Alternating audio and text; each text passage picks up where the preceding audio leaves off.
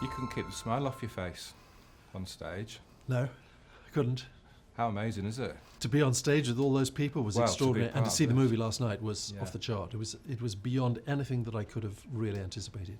I thought it was brilliant. You've come a long way from Withnail in terms of time and the kind of movie. I mean, this is kind of as big as it gets. Yeah. I know that this is, it's like if I knew that if I never worked again, that the opportunity of being in this thing is, off the chart. I know that. But you'd seen, as we all had, kind of a range of fantastic English actors portray different roles in the saga. Yeah. Did you ever wonder if the call was going to come? No, I assumed that it wouldn't, because I was working on a movie with Greta Scacchi and the late Pete Postlethwaite in Ireland in 1995, and Ewan was just been cast in Star Wars, and I remember all the secrecy around that and the hype that accrued around him. So I thought, well, because of my age, the chances of me being in the reboot of it or the prequels was impossible. So I was amazed to be in this final one. Just looking at the stills that were behind you guys when you were on stage at the press conference this morning, you do a fantastic sneer, if you don't mind me saying.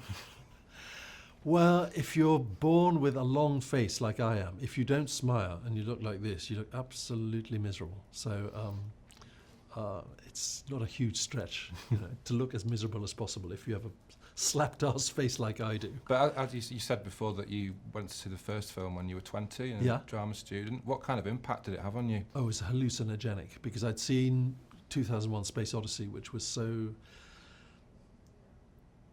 alienating and dealt with the loneliness of space travel, whereas Star Wars, you were in the rocket ship, and you were going through those canyons at light speed, so it felt like you were personally there as opposed to watching it from the outside. And as they land on the moon in 1969, when I was 12 years old and everybody that I knew wanted to be an astronaut, myself included, Star Wars felt like as close as you were ever going to get as a non-astronaut to going to space, and I still feel like that. You keep a good diary, I've read. Thank you. What would the diary entry for the first day of filming for you have said?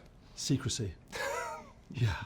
I wanted to write it in invisible ink, because I'd never experienced anything like it before or since, where you weren't allowed to read the script. The script was in a conference room with security guards and closed-circuit cameras. It was printed on red pages, so you couldn't...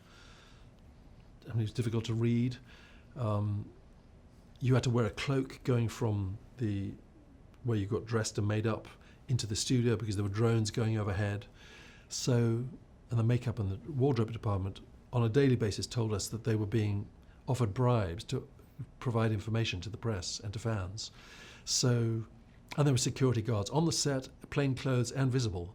So it was, I never even told my family what the name of my character was, which, considering what a blabbermouth I am, I found a big challenge. But I thought, I'd rather keep my knees and keep my job on this movie than risk that. So I didn't John Boyega leave a script under a bed.